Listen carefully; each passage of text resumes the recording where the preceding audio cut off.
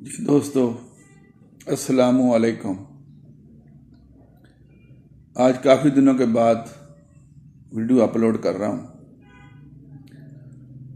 सबक मेरा वही है, सब्र व तहम्मुल, मुस्तकिल मजाजी, और पहले एक चीज़ को कायम करना है, फिर दूसरी, फिर तीसरी, फिर आगे चलना है। जल्दबाजी हरगिज़ नहीं है इस काम में। बाज़ लोग मेरे साथ टच होते हैं तो जब उनको पता आने का नहीं है, बिल्कुल ही नहीं पता, फिर मैं उनको यही कहना ना कि आप ना करें, फिर मैं समझाने की कोशिश करता हूं, वो नाराज हो जाते हैं। बात करते हैं, उनसे होता नहीं क्योंकि उस्ताद नहीं है पास, ठीक है। फिर मैं नहीं चाहता वो पैसा जाया करे।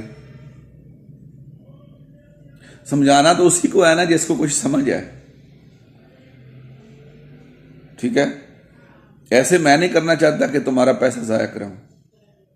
अब तुम्हारी सोच तुम्हारे साथ है, मैं सिंसियर हूं, लेकिन बताना उसी को है जो कर सकता है, या फिर किसी उस्ताद की रहनुमाई ले।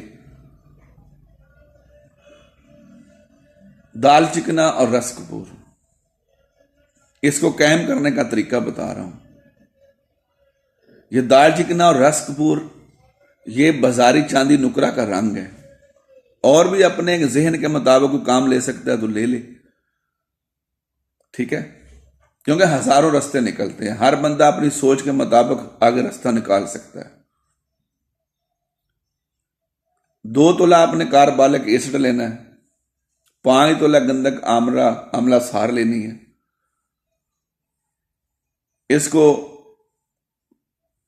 बीकर में रखकर या किसी कप में रखकर आग में रख दें, रेग जंतर, और इसके अंदर एक डली 6 ग्राम की हो, तोले की हो, दार चिकने की, और 1 रस कपूर की इसमें डाल देनी है। 1.5 घंटा इसको तदरीजी आग पे पकाना है, आग बहुत ज्यादा तेज नहीं करनी।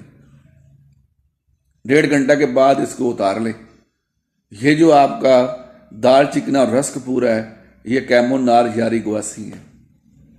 लो जी, इसको खर्ल करें और इनसे अपना काम लें, ये इस दाल चिकने से और रस कपूर से, ठीक है। दोनों को खर्ल करें,